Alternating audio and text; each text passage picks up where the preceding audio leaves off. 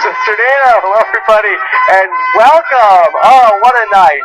What a night for CBS Reality and Survivor and The Price is Right.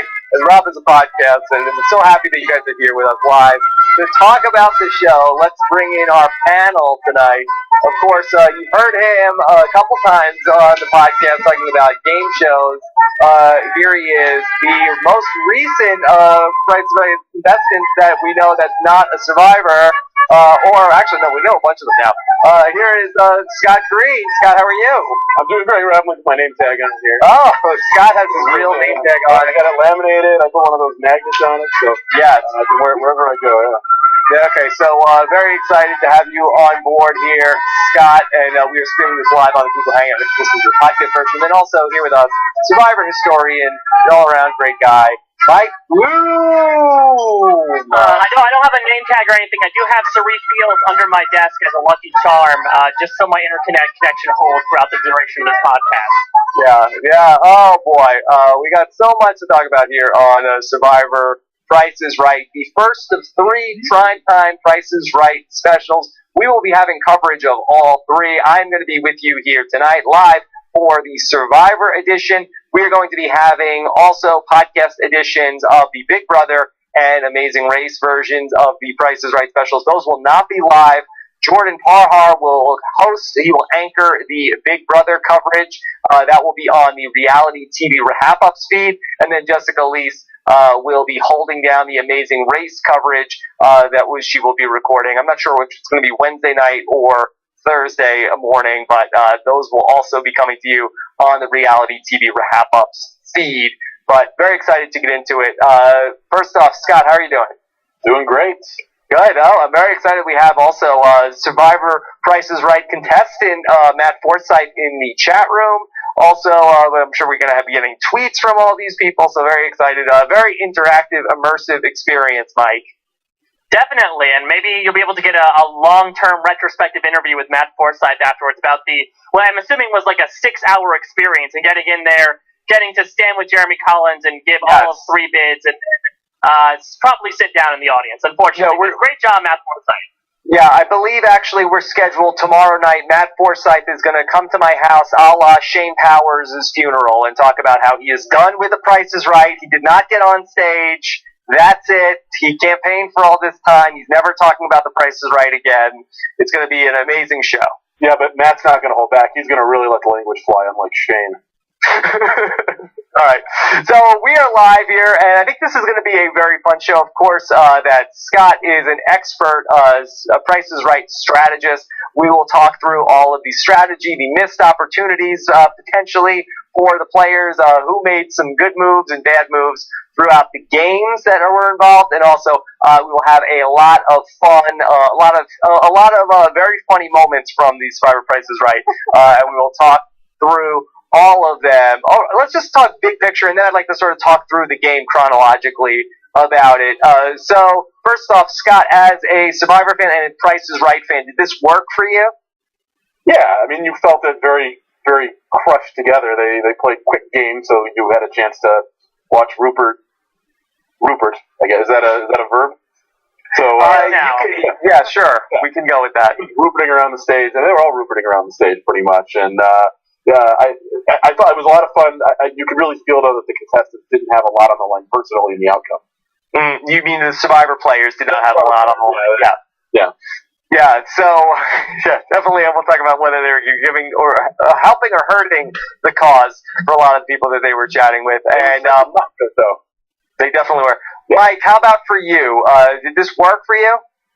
Yeah, I mean, I definitely enjoyed it. I feel like it was a nice, goofy capper to an end of 3 months, arguably 6 months, arguably a year. We've been kind of talking about Survivor constantly since the Second Chance season was announced. There was really not a ball dropped in this summer coverage. So I feel like despite all the discussions that may have happened and the reactions some contingency may have had to the finale that happened last week, I feel like everyone came out of this a little bit lighter. This is something to really laugh about, to see survivors of old and new come onto the stage and participate in a game show that they're not really comfortable in. It feels like even, whether you played 1 time or 4 times, you're all thrown into the same fray. So really it was a level playing ground, which made things a lot more exciting. And let's also just set the stage also for people who did not watch the Survivor Price is Right but are listening to this podcast, which I think that could be maybe half the audience of this show that are listening to this, people that did not watch this show. But so we had the Survivor Price is Right, and the way that it was set up was that there were going to be, it was an audience stacked with Survivor contestants, and I think that they actually did deliver on that. I do believe, and I got the sense that everybody who was there for that show was sort of billed as, hey, if you're a Survivor fan, come down to this taping.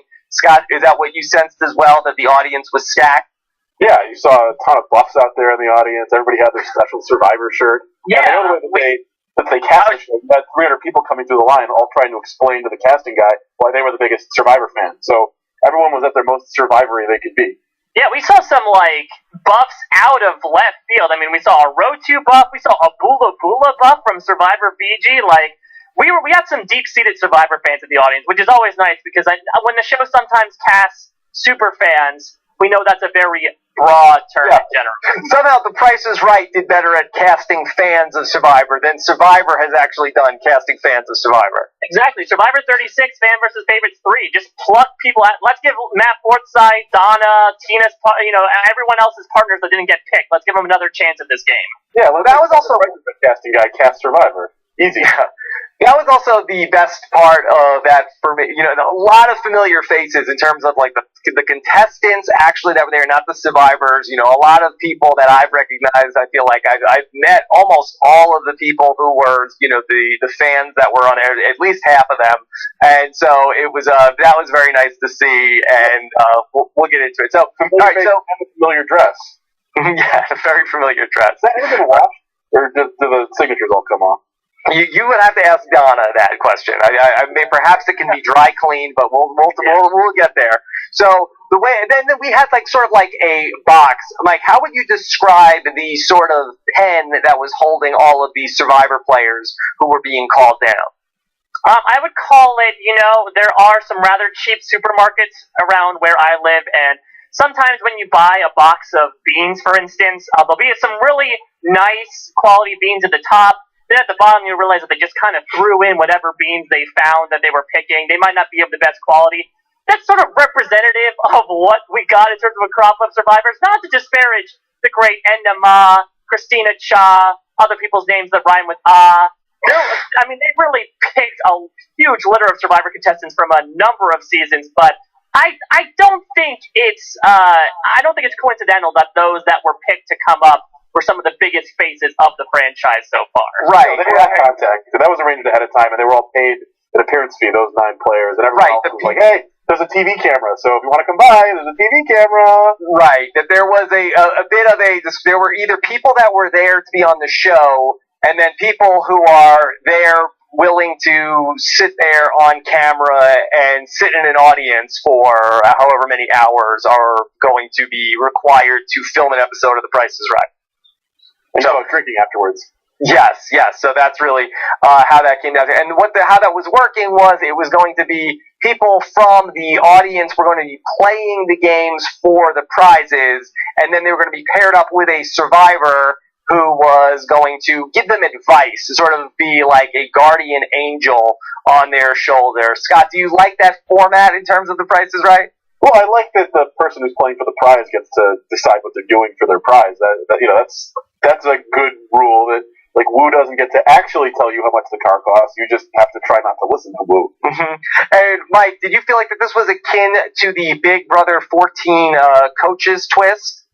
Yeah, I was expecting halfway through it. Maybe they'll do this tomorrow night. If Drew Carey just says, "Okay, now you guys are playing to compete against them at the same time." It reminded me. This feels like something that happened in international season, right? Where there was 2 sports figures that captained the tribes, and whoever's tribe won got a certain share of money. That's definitely what this felt like. But yeah, like Scott said, they listened to them with varying degrees.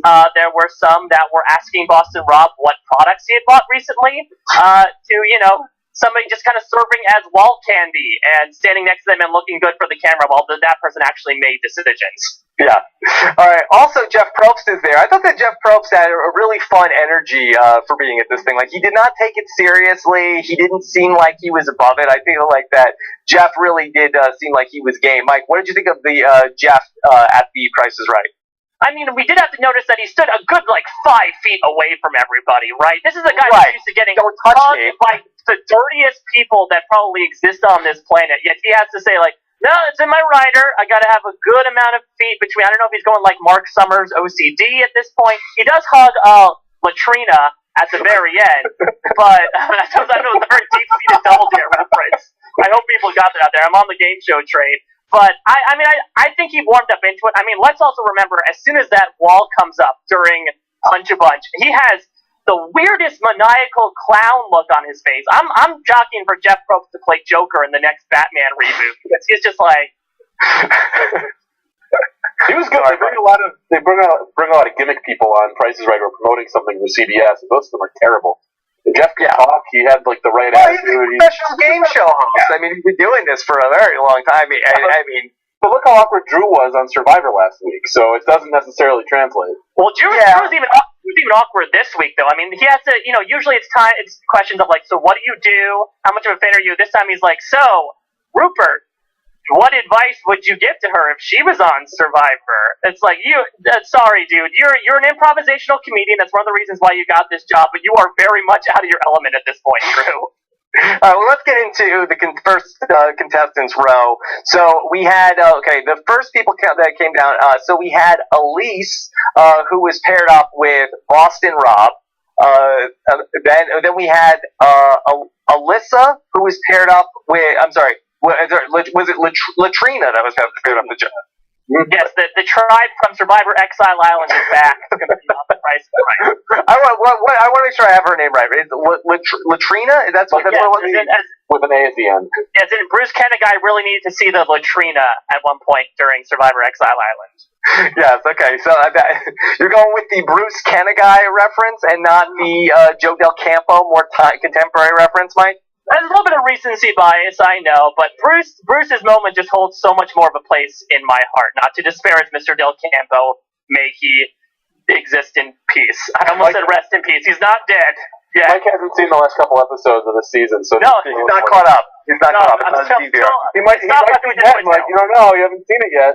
Okay. Then we had Thomas Walter, who was paired up with Cirie Fields. Now, interestingly, Thomas Walter. Now, I recognized from the audience Justin Walter, who, if you have seen any of that, I'm not sure of the actual of the venue, but that he has podcast with Jerry quite a bit over the years.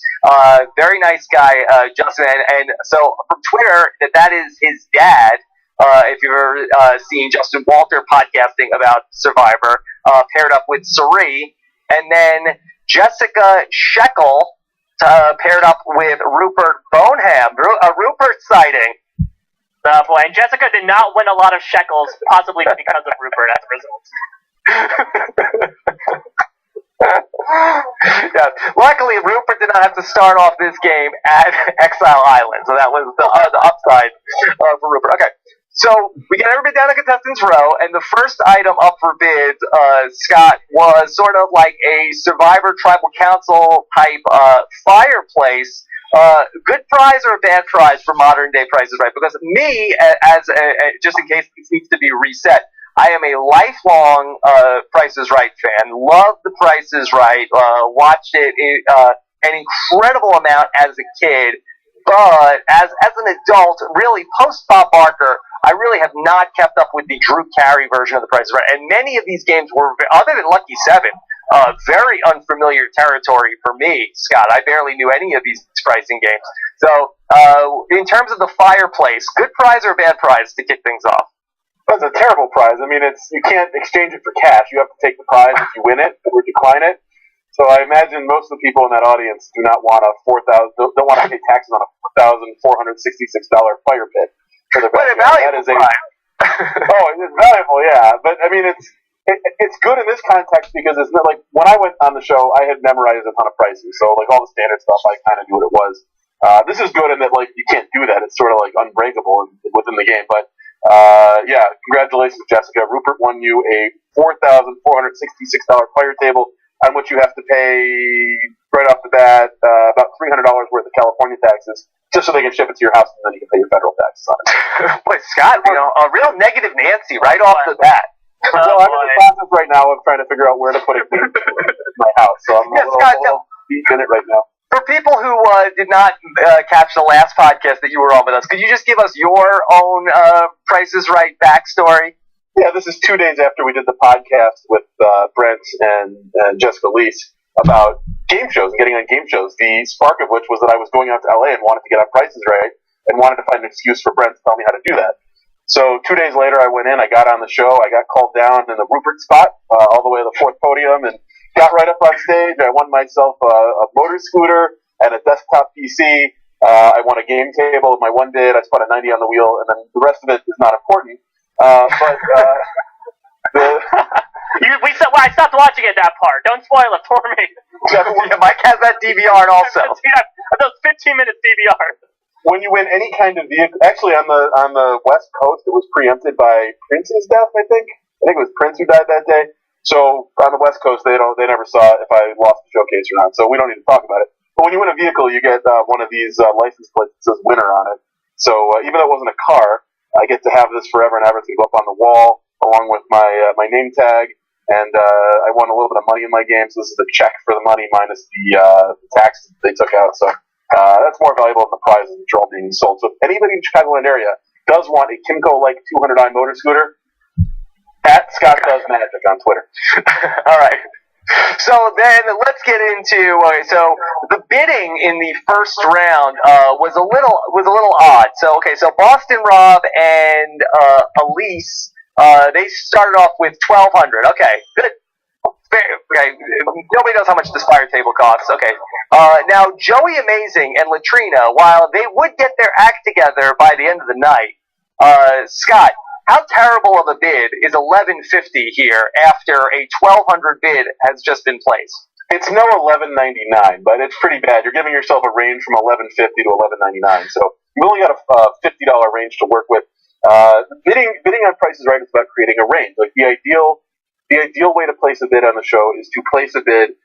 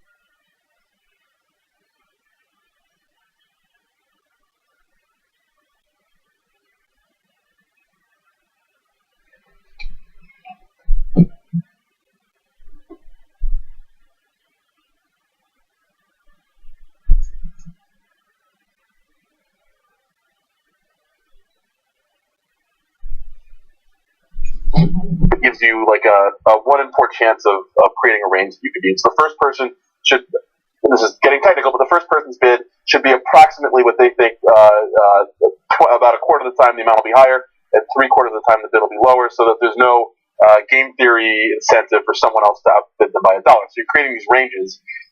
So when you're the second person, you're creating a range now, a $50 range, where your chance of being right is like 2 or 3%. I mean, it's a very small chance. Terrible bid, but not as bad as the next bid, because when Suri and Thomas bid 1201, there's essentially, like, Rupert and Jessica can bid $1 to 1202, and you're always going to bid 1202 in that spot, because if it's lower than 1200, you get another chance, or lower than 1150, you get another shot to bid anyway if everybody goes over. So Rupert and Jessica get to take the range from 1202 to infinity, and the fire table is 4000 and something. So what should the Suri and Thomas bid be in that spot? They should bid, well, presuming some knowledge of what this item is worth. I mean, usually items are worth a lot more than contestants bid. Like, usually the winning bid is the highest bid. So if you really don't know something like this, make a really high bid and give yourself a chance that other people think it's too high. Bid 2,000, 2,100, something like that. And there's a good chance that Rupert and Jessica will not go above you. Okay, but Rupert and Jessica do bid 1202. They are the winners, and they come up first. And here is Rupert. And we're going to play the Lucky 7 game, which, of course, I remember well, where you are given $7. You can't be off by more than the $7. You have to get charged $1 for every number that you're off. But I am waiting for this prize, which is going to be a Jeep. I'm still waiting Ryan Elder to send me in a new jingle for the Rupert Jeep game. The Jeep. Rupert's Jeep. It's not as important as the Price is Right know-it-all jingle we also didn't get. Yeah. All right. So here we go. Scott, are you a fan of the Lucky 7 game? This is a game that's won very rarely. So this is a game they bring out when they don't want to give away a car, unless the numbers are such that bidding 5 on each one would win you the car. But generally, they'll play this game and then the price will be like 21,919. So if you bid down the middle, you're going to be off by a lot and you have no chance to win it. But in this case, had they bid 5 on at each point, they would have lost 1, 2, 3, 4, 5. They would have lost $6. They would have won the car. So this was a very they took a very tough game and picked a car price that made it very winnable. So of course Rupert did not win. Wait, you're telling me Rupert had a strategy laid out in front of him that he could have taken easily, and he screwed it up? This is news to me. Ring the church bells, hit the presses. This is news that needs to be told to the world. The most important number in this game is the first number that you give, because there's no way to predict what the fourth digit in a car price is going to be. But you can have a sense of how many thousands of dollars it is. So being off by $4 on that one was the killer. Had they been closer on that, they would have won the car. Right. So, Mike, you have followed Rupert's Survivor career very closely. How did you feel like Rupert was? Did Rupert seem pumped up to be there for the Price is Right? I feel like everyone was on Rupert levels of energy. I think this was actually, I think you said this before, Scott, this is the perfect game show for Rupert. I could see Rupert, serving as a permanent fixture on the Price is Right from now on, just because everyone's screaming at the top of their lungs. I mean, this girl, Jessica, that he's paired with is perfect for him. She's jumping around, climbing him like Ty Trank looking for an immunity idol. Tie-dye.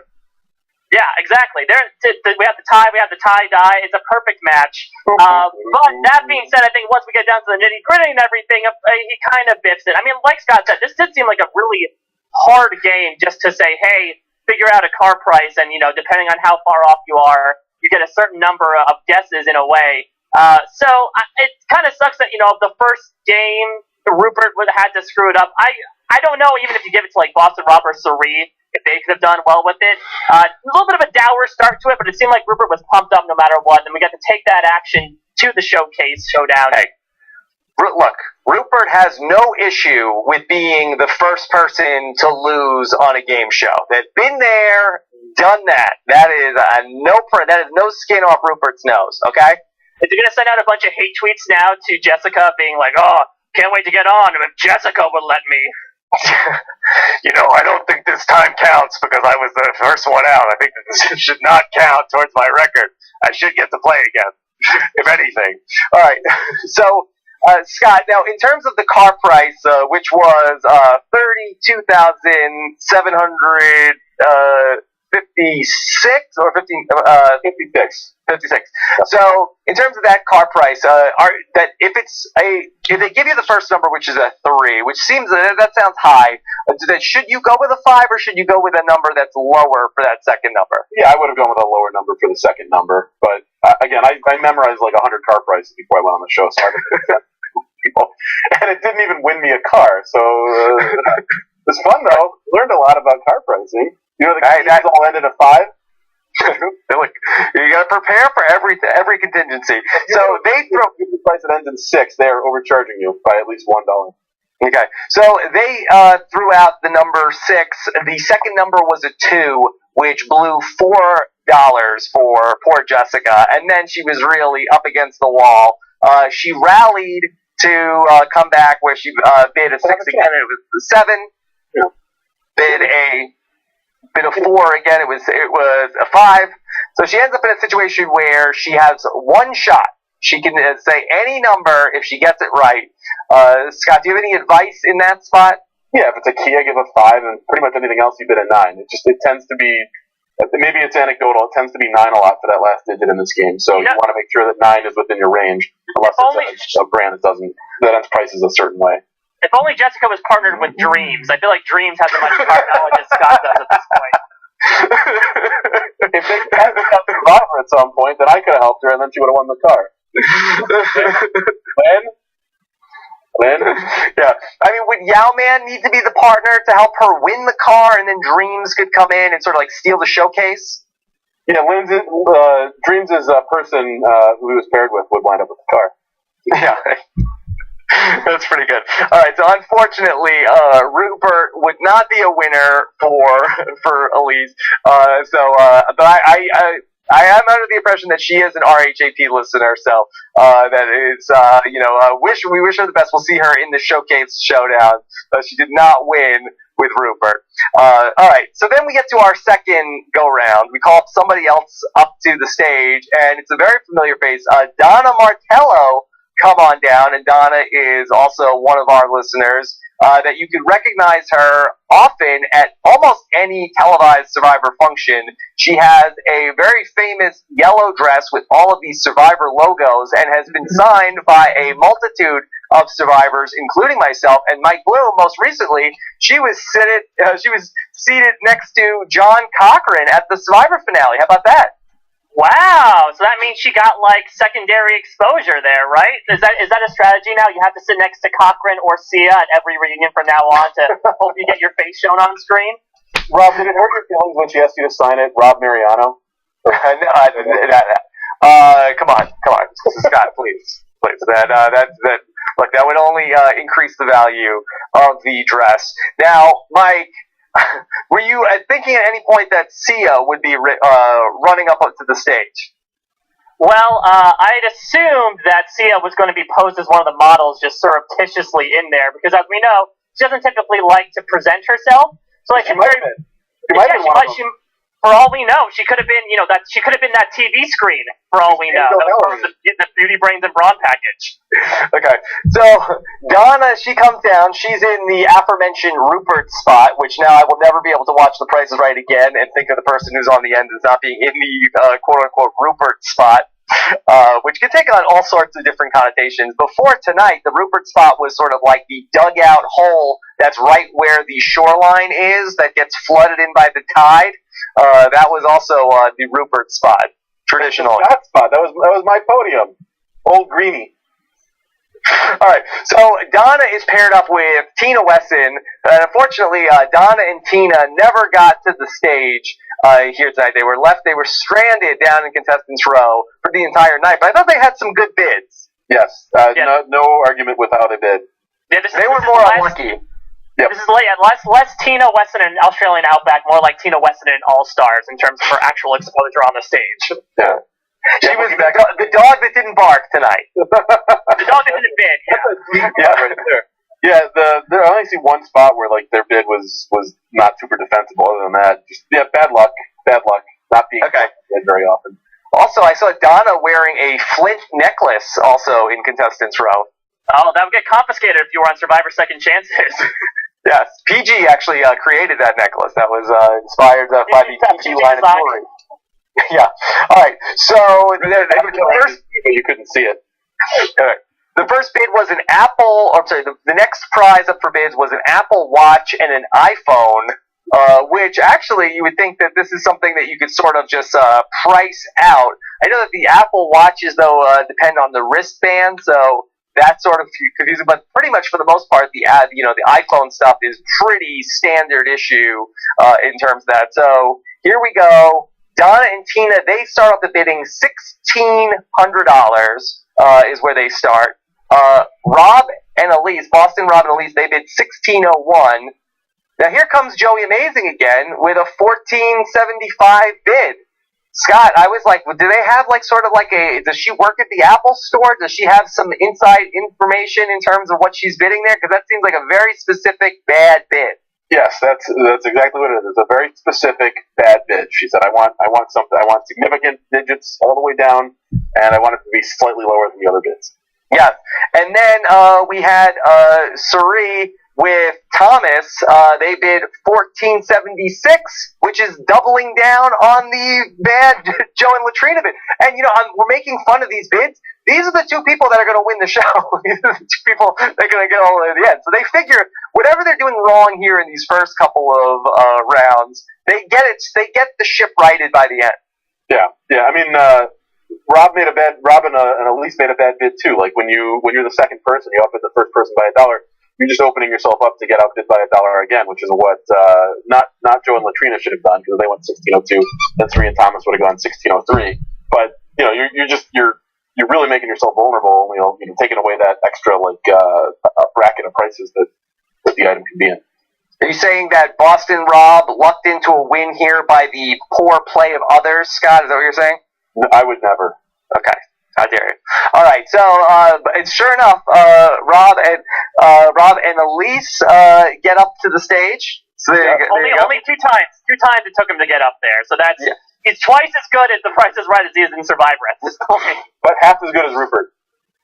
That's true. Yeah, there you go. All right, so here comes Rob and Elise, and we find out they're going to play a game called Most Expensive. A pretty uninteresting Price is Right game of here's three things, which is the most expensive. Very, very, very on the nose. It's one of the quick games. We don't have a lot of time for this games. Yeah. So the three things were there was a big screen TV, there was a Vespa, and there was a washer and dryer. And luckily, Boston Rob, that we got this piece of information that I just got a washer and dryer. So perfect.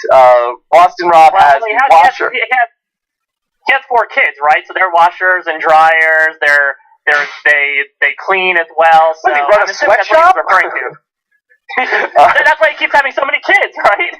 Yeah, I can tell you, your 3-year-old is very good at cleaning things. Right. And now, Unfortunately for Elise, Boston Rob did not recently purchase a TV or a Vespa. I could use a Vespa. So very excited. I'm going to be seeing Boston Rob this week at Run It Up Reno, so maybe we can get some other behind-the-scenes stories for The Price is Right. So, all right, so Boston Rob really true, almost like this was like Boston Rob in All-Stars. He's like really takes Elise and says, all right, this is how it's going to go. He says to her, hey, you don't have to take my advice, but here's what I have to say. Really puts her in a spot where how's she going to say no to what Boston Rob wants to do? I wish we had someone who knew what it felt like to rely on something Boston Rob said, but then lose a game show. Easy, Scott. I think she was sitting in the front row of the contestants' box, actually. All right, so Boston Rob says, whatever you do, the washer and dryer is cheap. That you could get a washer and dryer for like nothing. That's why I'm going with the kid theory. I think that's what he's referring to. You get it for nothing, just 9 months. Normally, when they have these kinds of games with 3 items that you're playing for, one of the items is somewhere in the $1,000 range, one is in the $2,000 range, and one is in the $3,000 range. So, normally when you play this game with a $3,000 washer dryer, that's the most expensive thing. But tonight they weren't trying to trick anybody. The thing that looked like it should be the most expensive, the scooter was the most expensive, and the TV, which looked like it should have been the cheapest item, was the cheapest item, so everybody just overthought it, and they picked the TV and did not win any of the items. Yeah, I really would have gone with the Vespa. I feel like that TVs are not as expensive as they used to be. I feel like They do have. I will say they do have expensive TV. I mean, they have. The episode I was on, someone won a $3,800 TV. So the Price is Right does have TVs that like could be the most expensive thing, right, compared to a scooter and a washer dryer. But was that like a 4K TV? Was there anything in particular? Yeah, it was 4K. Usually the really expensive ones are like 4K, and they have the 3D glasses, and they're huge. And they don't look as huge in person as they really are. Yeah. And so Boston Rob says to Lisa, "Hey, trust me on this one." And that was familiar, I gotta say. And it did not ultimately work out for her. Another loser. These survivors are like really just like leading people right off the edge, Mike. Yeah, what did you think, by the way, about this whole theming of the items off of the brains, brawn, and beauty? I mean, this is more of a stretch than, Darren Adelstein on the Brains Tribe. Or at the Price is Right. Yeah, we're at the Price is Right. Well, that's how they designed the show, right? So they actually put together an episode. They start with the showcases. They design the showcases first, then they work backwards from there to find other prizes that like don't contrast or aren't too similar to the showcase prizes. And then they just like Survivor. Once they know what the prizes are, then they force a theme that doesn't fit onto it. Yeah. All right. Then we get to our third contestant to come on down, and here comes Matthew Forsyth again, longtime RHAP voicemailer, former Big Brother live feed correspondent. He used to report on Dan Giesling many years ago, Team Dan, back in Big Brother 14, where we had the 4 different Big Brother live feed correspondents. So he's like the proto Brent. Yeah, sure. And so that he was reporting way back when we used to cover the 4 different, go around the horn with all the different live feed correspondents. And so Matthew, a longtime friend of the podcast. And so he was paired up with current friend of the podcast, Jeremy Collins, and you would think that this would be a very formidable team. Definitely. Yeah, I mean, yeah. I don't know, but these bids were so dumb. Oh, Mike, come on. Matthew's a great guy. I was surprised that him and Jeremy didn't get up there. Jeremy, though, he was pretty pumped. He was like hulking out with his button-down shirt. So I feel like they were a match made in heaven. They made a pretty good bid on their first item. I mean, they did $1,200 on the camping gear that sold for $1,410. So, but for another like weird bid by Suri, where Suri and Thomas took a small range, Matthew and Jeremy should have got up right away. Okay, so so the bids. What was this prize that they were bidding on? I wrote down camping gear. And, camping gear. Matthew and Jeremy bid $1,200, and then Joe and Latrina bid $1,500, which is fine. And then for some reason, Suri and Thomas wanted to like cut into that $1,200 to $1,500 range. Hey, it's like you're knocking it. That was what worked. And then Donna and Tina bid $1,501. $1,410 was the answer. And now here comes Suri and Thomas Walter to play Punch a Bunch. Those are actually good bids, though, considering that the price was $1,410. They were all no further away than like $210 from the price, which is pretty good. I'm going to accuse CBS of nepotism here because Thomas has to be related to Mike Holloway in some sort of way, shape, or form. They have very similar timbre to their voices. Or I don't know if Thomas was screaming his head off the day before, but he was a very, very hoarse man. So, of course, if you get someone related to a Survivor winner and a Survivor legend paired up, they're going to go do great things. And they're the only ones to win out of this first half. Okay, so we're going to play Punch a Bunch, and now you have a bunch of prices. You have to say higher or lower. Thomas gets all 4 of them right. I think Suri was like a little bit like, I don't know about... He overrides Suri. Normally, I would say that would be a bad idea, Scott, but Thomas gets it right. Yeah, she couldn't cut him loose, so he had nothing to fear from her today. Yeah. All right, so we're going to play Punch a Bunch, and Jeff Probst is there, so we have him. He's holding, like, this giant check of Drew Carey. Yeah, that's always there for that game. Mike, what do you think of Jeff holding the giant check? Should he have that? Like, he gave Michelle a very tiny $1 million check, But here he's holding a giant $25,000 check. I miss the good old days, Rob, where they used to give giant checks. I think starting around like Sophie, maybe. Of course, after Boston Rob won, they said, "All right, we're sort of done with the big checks now. Let's just hand out little doodads." But yeah, I mean, while we're at it, let's bring back the gong. Let's bring back the treasure chest of money. Let's just make all this monetary value really shown from the contestants' faces. It'll really incentivize them to make the moves they need to win. I just want a giant check, actually, to go off on a complete tangent. It was a fun process. Okay. All right. So he gets 4 punches here. Where he wants to go. First one is $1,000. He throws it back. Then at $5,000, he could stop. He does not. Scott, do you recommend that? I would have. Well, so the numbers were different today than they normally are. I believe. I believe there aren't normally. It was one $25,000 punch, and then 4 $10,000 punches. So just looking at this, the average value of a punch on the board is, I think, higher than usual. So normally you'd keep 5K without thinking about it. I always applaud players who go for it. You know, you're on a game show. Like, go for it. Give it a shot. Yeah. He throws it back. He gets $1,000, and then the last spot. What are the chances, Scott? All right. I mean, there's what, like literally. Yeah. What is it? 30. Let's see. 30. 1 in 48. There's 40 spots there, so it was 1 in 37 at that point. 1 in 37 that he's going to do it. Scott, tell me if I'm crazy. I normally don't subscribe to the tinfoil hat theories. The fix had to be in here that he was going to win this game and get the $25,000. Prime time, Price is Right, 1 in 37 chance. The lawyers would never allow it, but there's no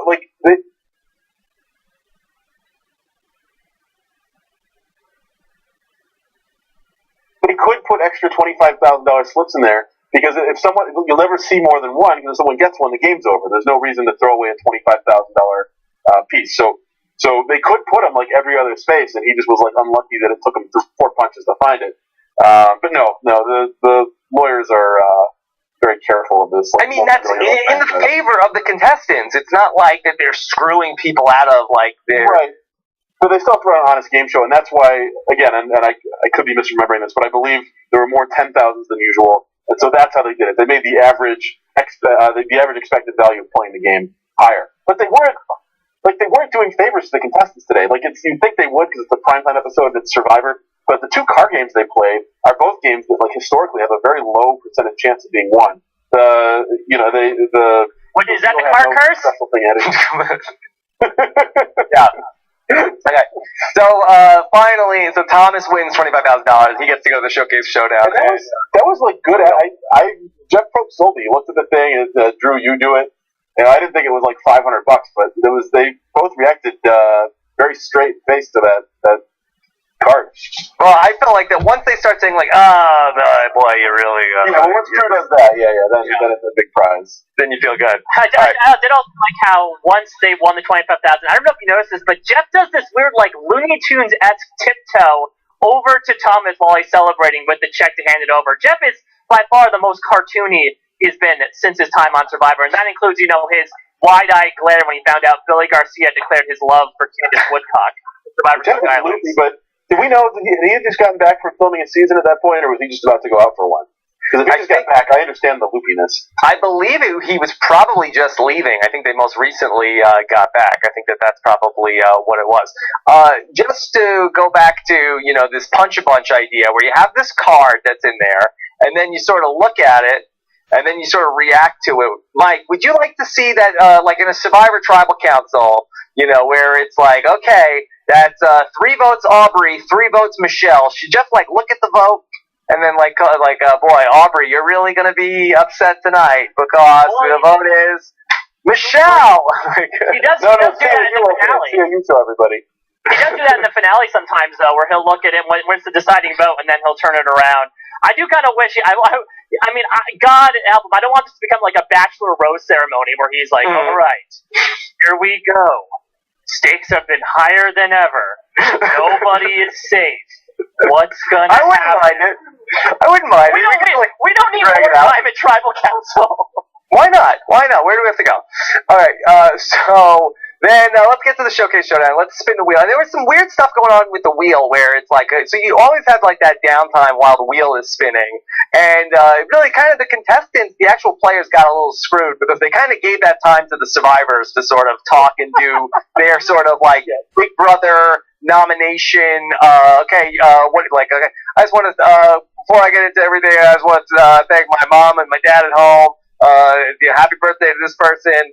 And do all their shout-outs. And very few, a little bit of shout-out time was left for the contestants, Scott. I was caught off guard by that, I think. Like, he hadn't, it seemed like one of the things he hadn't thought about was, oh yeah, I guess if I, like, talk to these people who are here specifically because they are total hams, then they're going to suck all the air and time out of this, and then the other person, the contestant won't be able to talk. Yeah, so the survivors were going to fill their time. Like, I don't know if he thought maybe the survivors were going to have like something like interesting to say about this, but they just went right into shout out mode. Yeah, Rupert? You got some important thoughts for the world? I'm running again for Congress. My bid for the presidential race of the United States. Rupert 2020. Yeah.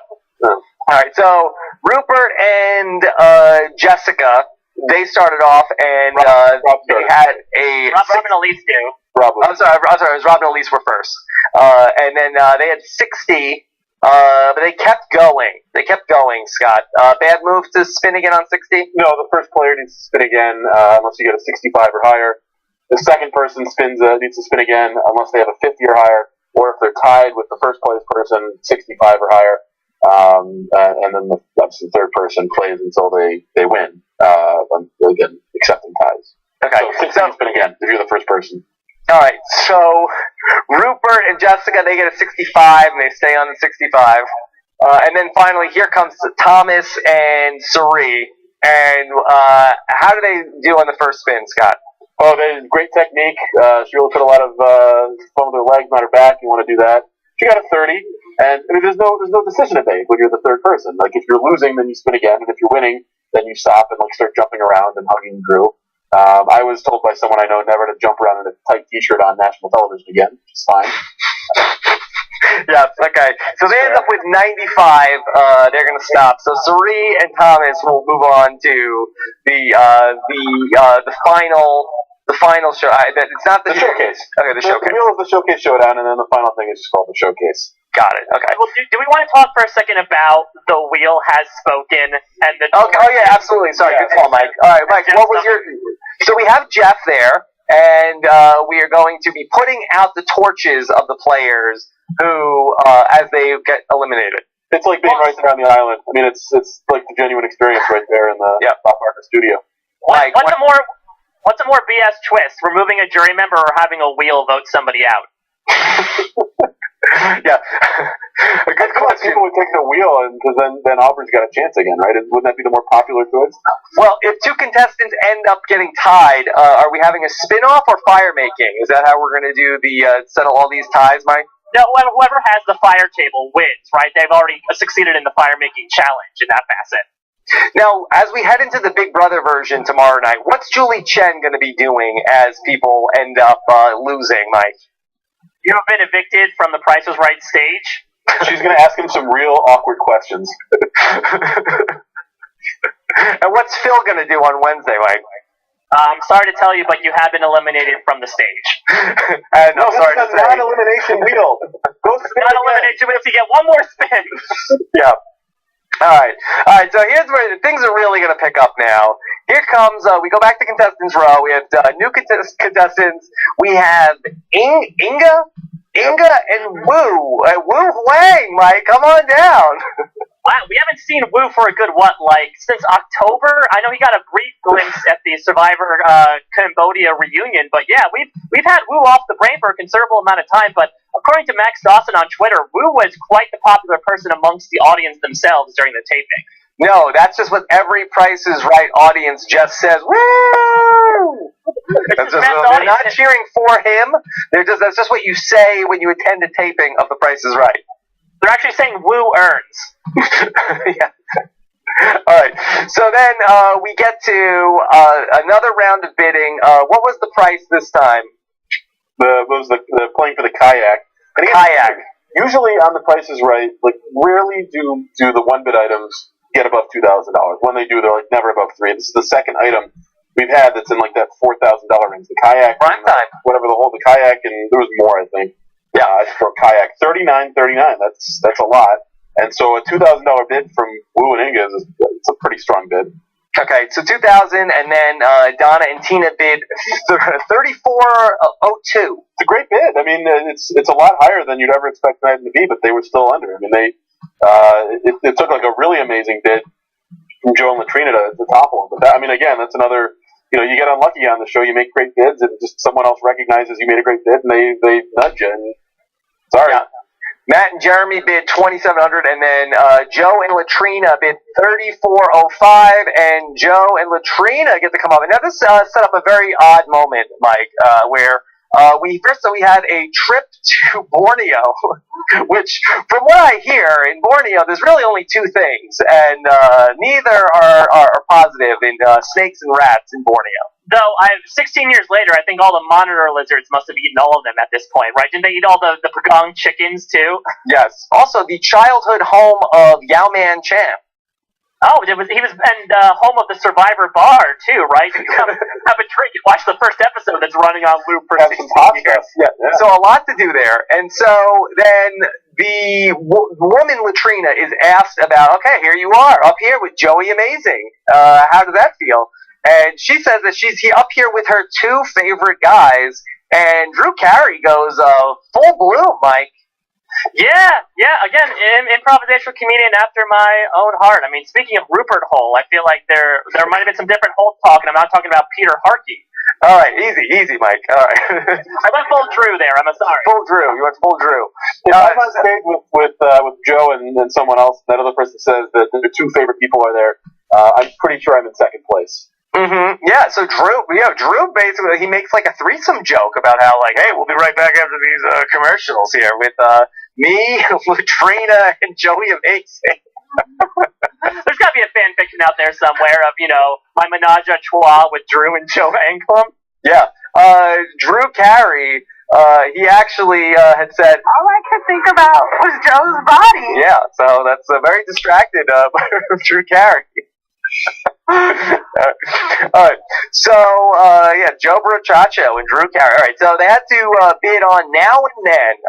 Flashback to Survivor Borneo. What prices were? Is there any specific strategy, Scott, for the Now and Then game? Yes, as a matter of fact, Slate did a piece probably a couple of years ago already about Price is Right strategy.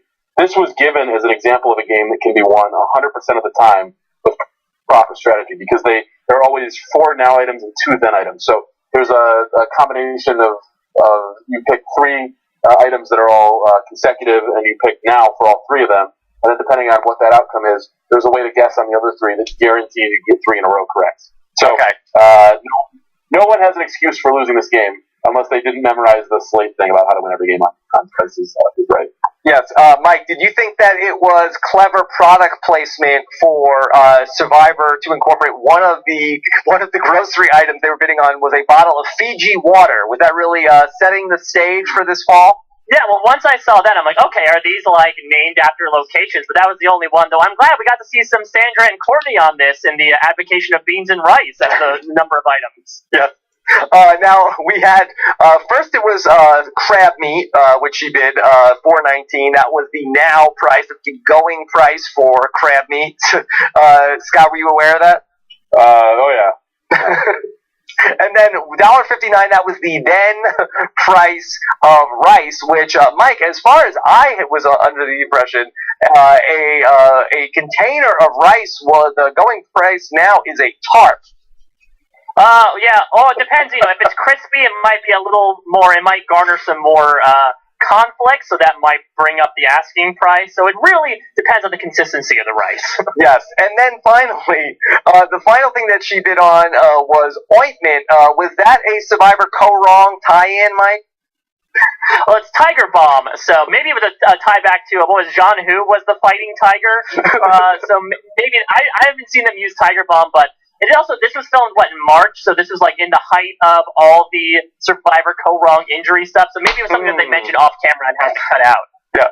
All right. So she ultimately wins. Latrina will win. And then a very crazy moment happens where she gets into this big hug, and Jeff Probst comes running in. He wants in on the bro hug with Joey Amazing. Now it's awkward when there's four of them in the mix. I feel like there's a hand somewhere where you don't want it to be. Jeff Probst makes it an awkward corner of the square.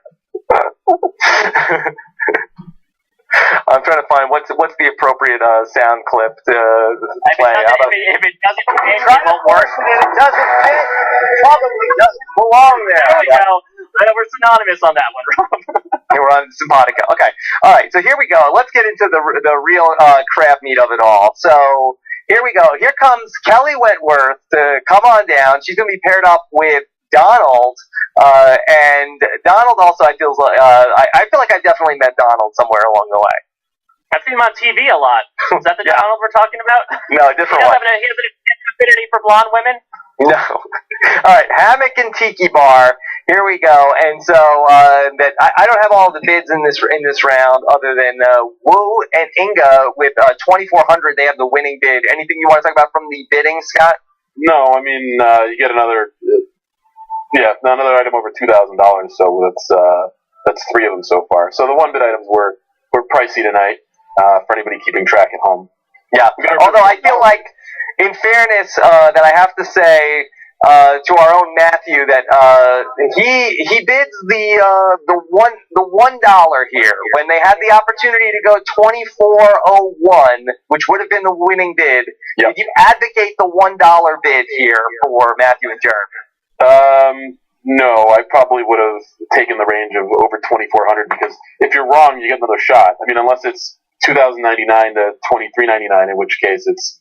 But you're passing on that spread anyway, on that range. So yeah, better to take 24.01, and if it is over, then take another shot. You'll be fourth up again, so you get another pick of which range you want. Okay. All right. So here we go. We're gonna play a game called "That's Too Much." Mike, were you saying that at all tonight?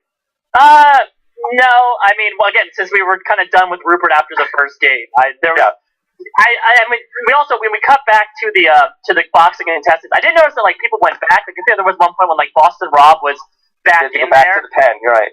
Yeah, I'm gonna say that's Woo much. Maybe I admit that's all too convenient that he came up there and played this game. Also, perhaps you have a certain number of spots at the front for the contestants, so the judges have seats up there.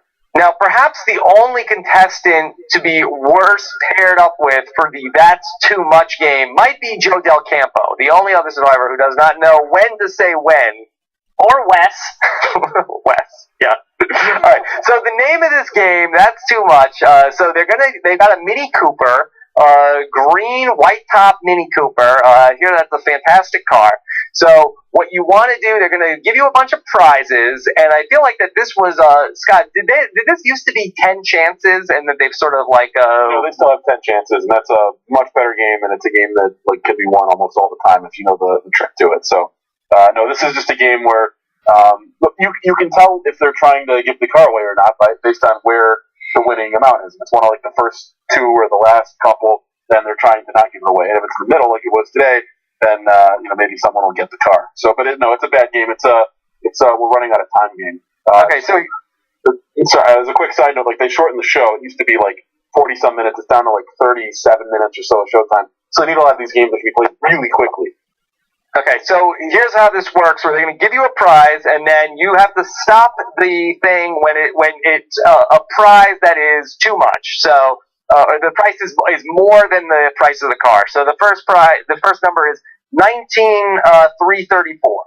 Then 20,575. Then you have good notes. 21,840. We get to 23,122. Inga says, "I think I should stop here. I think this is it. Yeah, she said that at the $24,000 price, and she was pretty sure. I'm sorry, at 24,331. She's saying, I ought to stop here. This is, I think, I should stop.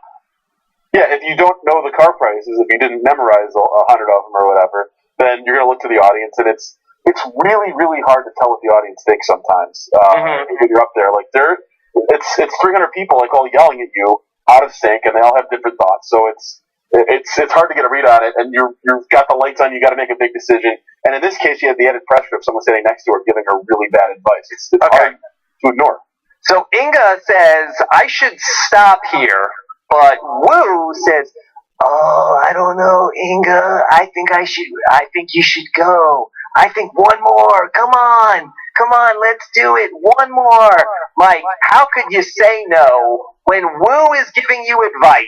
When Wu says do it, don't you have to do it? If I take Wu's advice.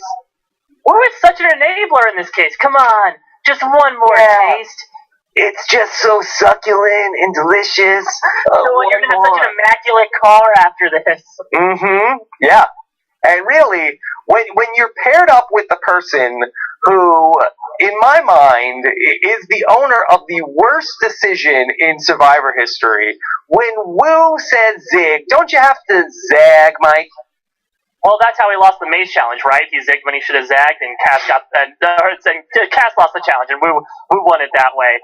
Yeah, I mean that's the problem here is that you realize that not all Survivor contestants are created equal in the decision-making department. I'm sure if this was a challenge of, hey, you're gonna have to guess the car price while Wu stands balanced on this gymnast beam that we have in the middle of the stage, that would have been a lot easier on Inga's part. But unfortunately, she decided to listen, and of course, she went one too many, and that did her in, and the Mini Cooper is hers no longer.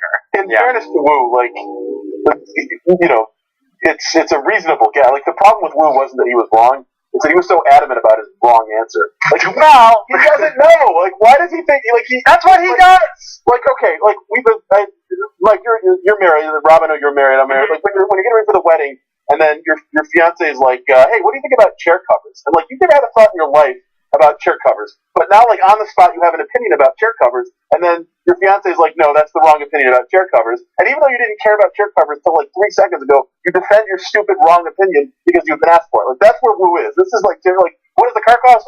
It's one more. I never thought about it before, but I'm certain it's one more. We do not need chair covers. The room looks fine. So, Mike, was Tony the chair covers as opposed to Cass being a different set of chair covers? No, Cass was the, we'll rent the chairs, the caterers will set them up. Tony was the, all right, it's going to take a much harder time, we'll have to set them up. Let's just buy them, yeah. We're going to have to put them away. No, you know what, I think we can do it. Tony had told Wu that he was a chair setter-upper professionally.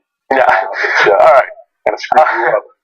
Unfortunately, so Wu and Inga, it would not work out. We would see them in the Showcase Showdown. And then finally, our own Natalie Anderson, Miss Survivor, comes down to join so many Miss Survivors in the audience.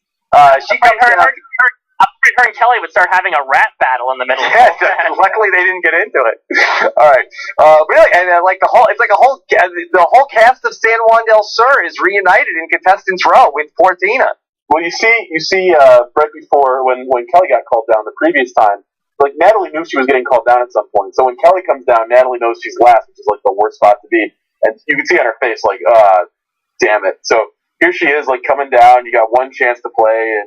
But again, how much skin they have in the game? They're playing for charity, but she gets her stipend or her appearance fee, regardless. So. Mm-hmm. Well, Natalie had a lot of skin to show, so she had to pull down her dress when she got picked up by that one guy. Yeah, and then I also heard that they were going to call Keith Nail down, but they were chicken at the last second, so then they didn't ultimately call him down. But they still gave him $10,000. No, they would have. They would have. All right, so here comes Natalie Anderson. It seemed like Natalie had a little bit of friction with the guy that she was paired up with, right? Natalie had no freaking idea how to play this game. She said literally "Oh, Boston Rob told me to bid $1 on this." You can totally tell people were just creeping down to the front row and saying Natalie, just when you get up there, just do this, say this. I would have actually loved to see her go up and actually win the bid and play in one of these games because. That would have been great TV, definitely. I mean, Kelly, I think, still did it. She did her worth. She gave the soundbite of this is harder than Survivor, but Natalie Anderson being deprived of a chance to play one of these games is pretty ridiculous. Come on, Twinny, let's go! Yeah. All right, so here come the bids for the last go-around. Last Chance Cafe for everybody down there on Contestants Row. And here we go. So they have Natalie and John, they bid $800, even though Natalie Anderson wanted to bid $1. And then Donna bid 1111, Also a good bid. She was over by $31. Okay. And Then don't tell me she doesn't think about that every day since then. I think her life is fine. I think her life is fine. Her dress is fine. Yeah.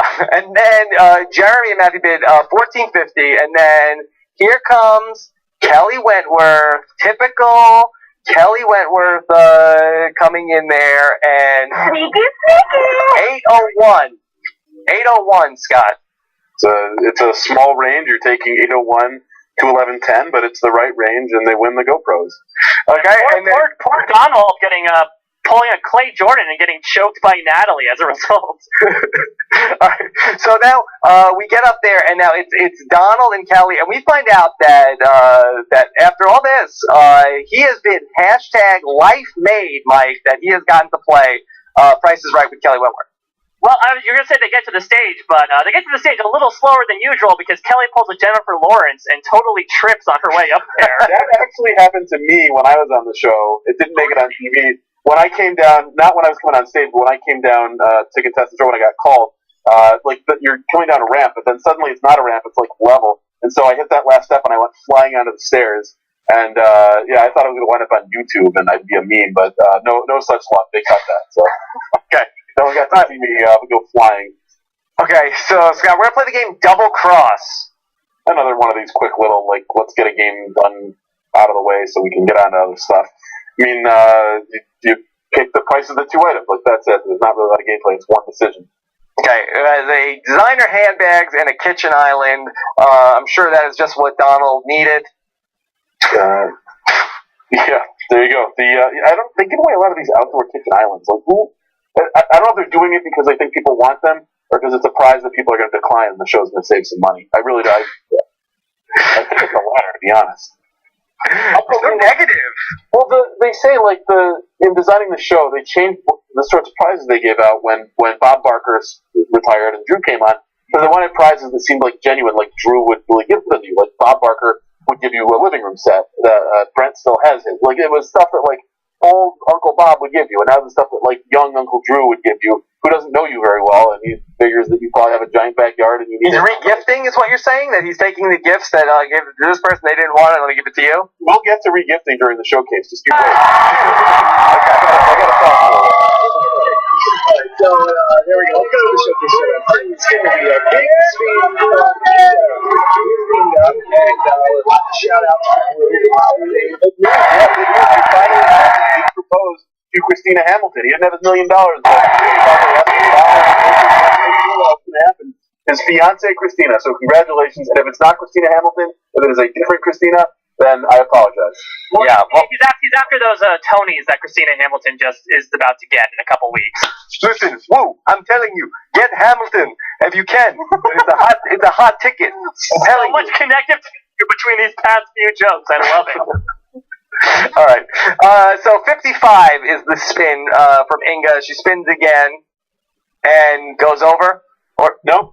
She got a 25 for 80. Yep. All right. So there you go. There's Inga. Winner edit for Inga, Mike? Yeah, though she'll be criminally robbed at the end, and some may argue that she deserved it over Latrina. They actually do that. They will do when they edit stuff out of the show, they'll keep some of the quirks that people who go on to the showcase. You will see sometimes. So there is a Price is Right winners edit. And Rob, if you're keeping track of hashtags, make sure you write that one down. Okay. And then Donald. Who was next? Was this Joe and Latrina or Kelly and Donald? Kelly and Donald. And what do they do, Scott? Dime, double dime, 20 cents. Okay, they're out. And now here comes Joey Amazing. Happy birthday, Dale. Happy birthday to Dale, the Farm Guy 69. Happy birthday to the freakiest freak. And then finally, here's Joey Amazing and Latrina. Turns out Latrina is good in the challenges too, Mike. Yeah, this is really Joe's Moses, right? That all of his challenge prominence. For all of his great skills at, rolling balls and breaking around these carnival games, I'm sad that Joe couldn't play Plinko, because I feel like that's just something that he would really rock. Yeah, for some reason I feel like that Plinko is going to be in the Big Brother Price is Right. I feel like that promo photos or something. I think they, for whatever reason, they saved that. They brought out the big guns for the Plinko, maybe for the Zingbot. All right, so Joey Amazing, and did it take them 2 tries, Scott, or they got on the first time around? 40 cents plus 60 cents equals $1. And they really go nuts for $1,000 on the big wheel. It really. My son starts running around the room going crazy. Yeah. All right. And so here we go once again, and no such luck, no bonus money, but so it's going to be a matchup, a dream matchup, Mike, in the final two of Sierra. I'm sorry, of Sari and Joe in the final two. Yeah, you're thinking of fan favorite Sierra, who's going to make an appearance introducing the first show. We'll get to that. So what do you think of the final two of Joe versus Sari? I feel like we got spoiled for Survivor Old School versus New School. This is the final two, right? Yeah. All right. Well, we'll see. We'll see ultimately what's going to happen as we get there. Okay. So it's Latrina versus Thomas here in the final two. Okay. So now we're going to get introduced to the first showcase, Mike, and now we get set up for here comes this first showcase, which is going to be modeled by fan favorites Ozzy and Sierra. And so everybody is very excited to see, wow, Ozzy Luke and Sierra Easton. Wow, the fan favorites are here. Well, not that Sierra, Rob, and not the Sierra from Survivor Token Sheet. I'm sorry, Mike, it clearly says in my notes, fan favorite Sierra. Well, I mean, there's probably a lot of people at the eyebrow salon and the horse riding saloons that are fans of Sierra. So technically, it's a fan favorite. Fan favorite Sierra from Token Sheets? No. You're thinking of this is bronze medal Sierra. She runs a cool third next to those other two, unfortunately. Wow. So again, this was fan favorite in the terms of the Battle of the Block is a fan favorite, Mike? Yeah, there's some sort of contingency of some people hidden in a dank basement in the CBS studio somewhere where they're like, hey, you like Battle of the Block, right? Like, yeah, I guess. All right, great. We're bringing that out to the press release. Yeah, I think there's somebody there, like, with the fine print, like, if it's one fan's favorite, it is technically a fan favorite, so... I also love the fact that, like, they introduced the showcase, but they just they flanked the TV screen and just sort of stood there and, like, gestured around while the TV screen talked about their trip to Fiji. Yeah. Also, what a kick to the face for like Pete Yurkowski and Jay Byers, right? Weren't they out to be models on The Price is Right? Yeah. You didn't call those guys close to home for them. Yeah, too close to home. Also, that Matt Forsythe had tweeted earlier that they had to do a second take because he said that Ozzy was humping the car. I'm not sure if that's canon or not, Mike. Did he call the car Lindsay Lohan? It's a Chrysler Lindsay Lohan. They directed Ozzy to a human being to hump instead, and then they were able to get on with the broadcast. This car always stays between the lines. Okay. All right, so here we go. This is, tell us about this prize package here, Scott. Well, we have the 6-night trip to Fiji. Really fun. Boy, these survivors are really pricing out these trips to Fiji, Mike. Yeah, though this trip is much more moto than it is Ravu in terms of all the luxuries they get to enjoy. You'll be a have and not a have-not in Fiji. You'll learn how to French press coffee if you didn't know already. Just make sure you paint the wood so you don't get any ants on you, like Bob the Smash. Or Lisi will smash them with a hammer.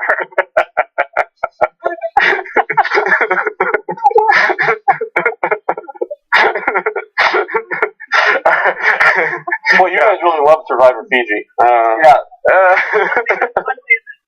Well, thrilled to be going back there this fall. Yeah. You'll stay at Earl Island. All right, so Mike, then let's go back to. All right, so we're gonna. I'm sorry, I'm too much Fiji talk. All right, so what is it? So and then we have a Mustang also as part of this. Yep. Yeah, that's the old deal. trip in a car. Yep. Yeah, an old trip in a car. It's the old dream. It's the dreams prize package. It's the dreams and the Jerry Colby. You'll walk away with a trip to Fiji and a brand new car. Even if you're homeless. And you might have to sleep in it after America yells at you for depriving a car and voting out a fan favorite. So yeah. All right. Scott, let's talk about this bid. $33,199 for Thomas and Sari. It's a good competitive bid. I mean, it's a bid that's trying to win the game. Can't blame it for that. You get a car and a trip. You want to bid on it. You'd rather get a car and a trip as your second showcase so you can see what the first person did with their showcase. But never pass up a car and a trip. Those are pretty straightforward to price. and he got it pretty close. I mean, he was over, but he was only off by about $300 or so, $333. So, he went for it. It seems to me like this would be a pretty easy showcase to win. I'm not throwing any shade for them going over, but I feel like that it's just two things. If you're coming into Price is Right, you might price a lot of car information as you did. Now, I feel like that they had the trip to Borneo earlier in the show, which was one. I feel like it can't be that. It's like $7,000, I think, something like that. No, it's more than that. I mean, the Fiji trip is a really expensive as far as trips they give out. And $33,000 is supposed to be low. I mean, that should be under the price of it. The Fiji trip is supposed to be a really expensive trip, and it wasn't a really expensive trip. It was just like an expensive trip. Mm-hmm. So the showcase wound up. I mean, it's a tricky showcase. And he put in a surprisingly close bid, just on the wrong side of the number. Yeah, $300 under instead of $300 over, and he's going to Fiji. All right, so bad for him. He does have $25,000. So then we had our second showcase, and these are items that will help you outwit, outplay, outlast. Jeff Probst comes back. Scott, you can outwit with this brand new, very horizontal computer monitor. That's my computer. That's the computer I want and don't have yet. They just gave it to Latrina. What do they do? That's my computer. That's the 34 diagonal screen. That's the HP Envy package. $26.95. I feel like giving it to someone else. So re-gifting my computer. I want it back. No, I don't. Latrina has a bounty on her head now. Scott is after Latrina. No, Latrina, you can just give it a cash for it. It's cool. $26.95. Yeah, there you go. All right, and then we also had the game room, and then a brand new hybrid car, Mike. Yeah, I mean, speaking of Survivor Fiji, that game room was like the arcade that they visited. It was... I don't know. I just was like... How much pizza are they allowed to eat? Is Rocky going to be there to monitor? Hot dogs you can eat, and there's a Rocky can Good, I'm glad you all feel sick. Good. It comes with Rocky bitching in the corner as overindulged. Survivor Fiji throwback prize package could be yours. The fan favorite season, Survivor Fiji, about as popular as Sierra from Worlds Apart. Yeah, and then a hybrid car. Wow, that Scott, is this typical for the Price Right to give away a hybrid car? The Mustang and the Prius are both occasional cars. They're not like cars you never see. Like sometimes they have like Dream Car Week and they bring out some like Porsche or something that they never have on the show. These are cars. The Porsche is tomorrow. That's not the right version. By the way, what trip ties into Big Brother tomorrow? Like, what vacation are they giving away? You got to go visit the Dallas Cowboys for 90 days. Grand Cruise. Grand Cruise. We're going again on the Grand Cruise. Yeah, you'll be a VIP at the Ariana Grande concert. Oh my! They probably are. That's yeah. Okay, so here's the bid. Just Latrina goes right on the nose. 30,000. Boom. Lock it in. The advice for future contestants: if you get within $250 of the actual price of your showcase, you win them both. And since people are compelled to bid a round number, the price of a showcase is never going to end between 0 and $250 because then someone making a random guess could win them both. So always end your bid somewhere between $250 and $750. But $250 is actually the best way to end your bid. End your bid something $1,250. Okay, so we come back and we find out that, so the actual bid or the actual retail price of the Suri and Thomas prize package, $32,860, an overbid of just over, what is that, $341? Sure, yeah. Yeah, something like that. Very close. Boy, so talk about the greatest player never to win, Mike Bloom. Suri just really can never close the deal. Well, I think she purposely tanked it in order to keep her visibility low for when she comes back onto the show. I don't want people saying like, well, Suri run that showcase at Survivor Price is Right. We're getting her out ASAP. Josh Wiggler had an interview with Suri to hype up the Survivor Price is Right. Yeah, it was great. She was super excited. It seemed like oftentimes she was probably as excited, if not more, than some of the contestants up there. So it was cool. It was cool to see, if we couldn't have you up there as both the Price is Right and Survivor Superfan, I'm glad we got Sari up there at least. Yeah. Mike, which was the bigger prize package that Sari got a chance to look at? This showcase or when Shane Powers had the diaper rash? Well, one of them was a lot redder, so I think I'm gonna go with. I might have to go with the trip to Beach the last 6 days. Shane's rash might have lasted at least 7, so I might have to go with Shane's. I feel like you only get to be on The Price is Right once in your life. Like, Shane will show you his package anytime you ask. Okay. All right. And then finally, so it turns out that Joe and Latrina, another really strong bid, $30,769. Joey Amazing and Latrina are the big winners. And congratulations to Joey Amazing, Stand Up to Cancer. They ultimately are the big winners of the night. I'm curious, for Schadenfreude purposes, I always cheer for both contestants to go over because then nobody has bested me in the showcase department.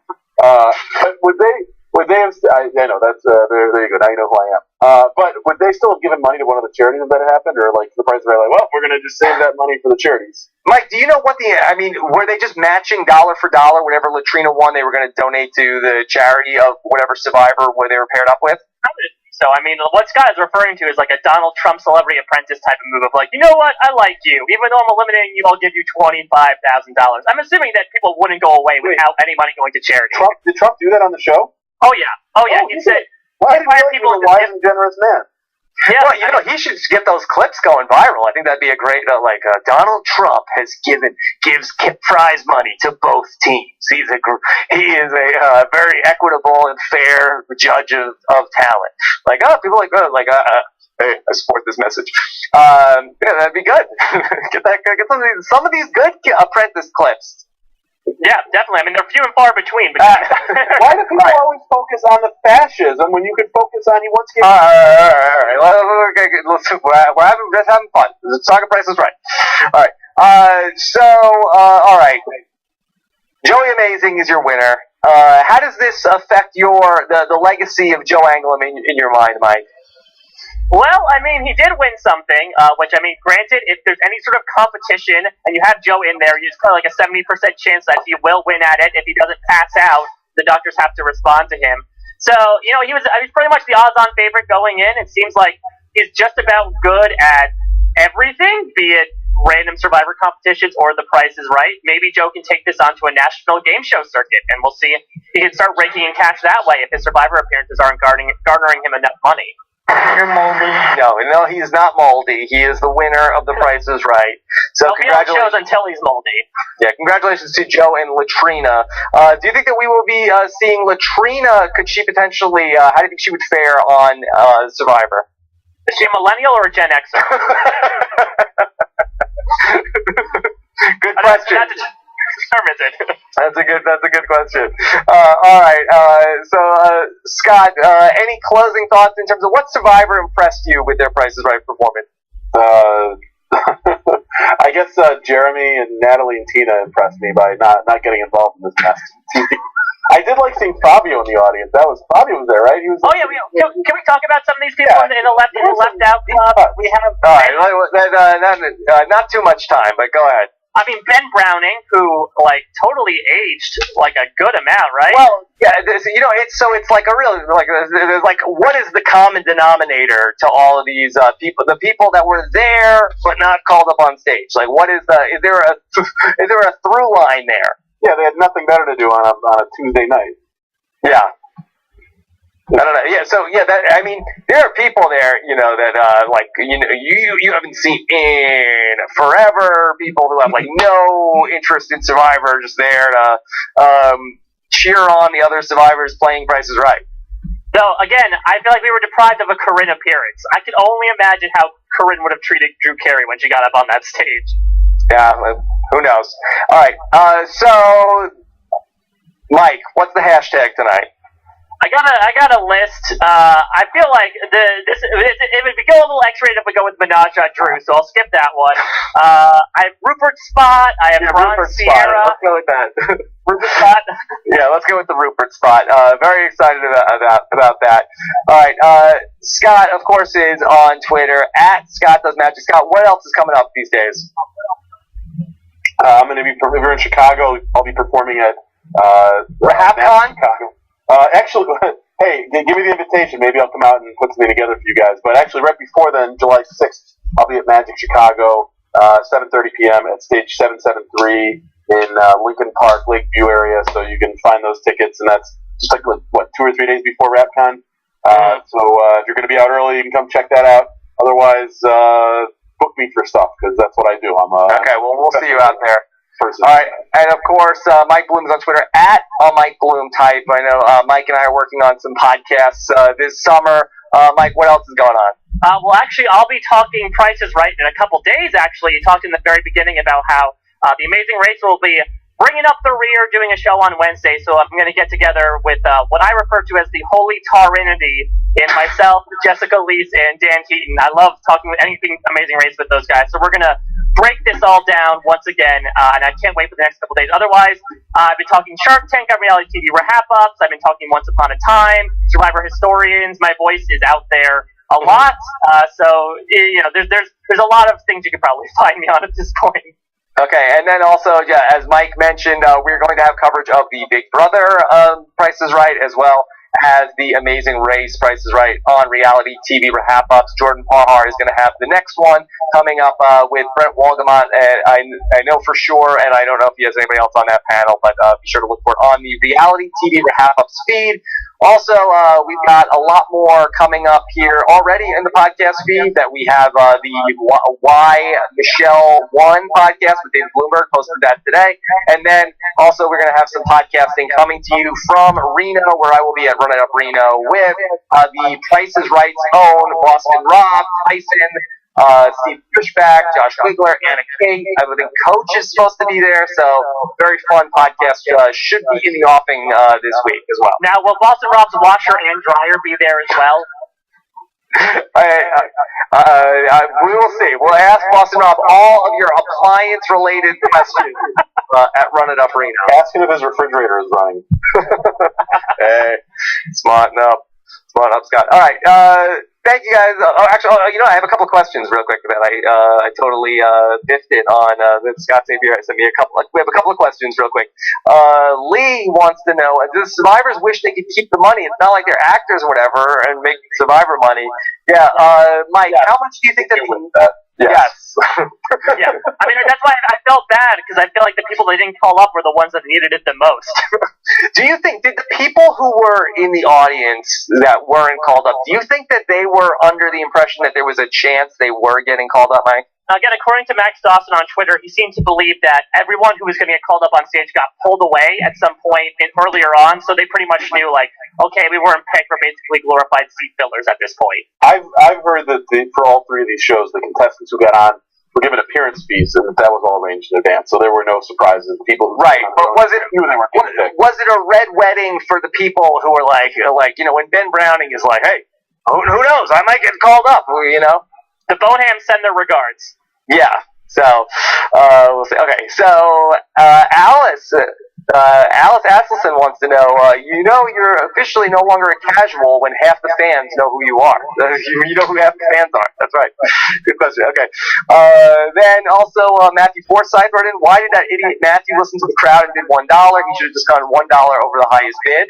Yeah. Point. Agreed. Bad move by that guy. What an idiot. Yeah.